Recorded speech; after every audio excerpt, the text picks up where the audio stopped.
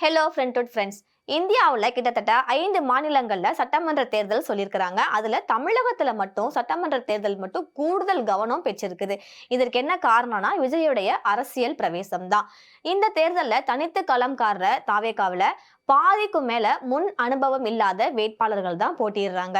இதனால கட்சியினுடைய ஒரே முகமாக இருக்கிற விஜய் மட்டும்தான் நமக்கு தெரிஞ்சவங்களா இருக்காங்க.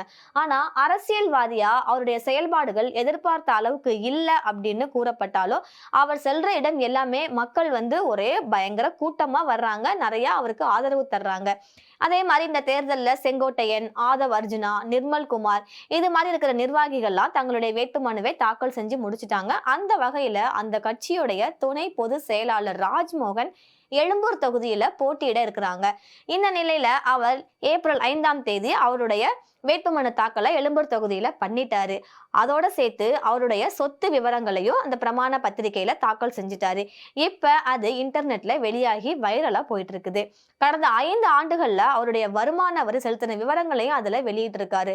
அதுல அவருடைய வருமானத்தையும் குறிப்பிட்டிருக்காரு. 2020-21ல 7 லட்சம் ரூபாயா இருந்த அவரது வருமானம் 21-22 நிதியாண்டுல 8 லட்சமா மாறுனுச்சு.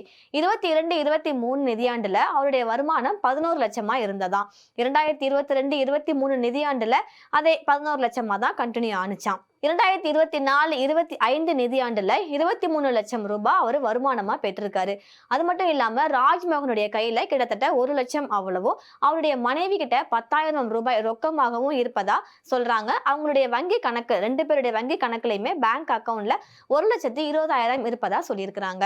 ராஜ்மோகன் அவங்களுடைய பேர்ல 1 லட்சத்துக்கும் மேல LIC பாலிசி எடுத்திருக்காரு அப்படின்னும், யாருக்கும் அவரு கடன் கொடுக்கல அப்படின்னு கொடுத்திருக்காரு.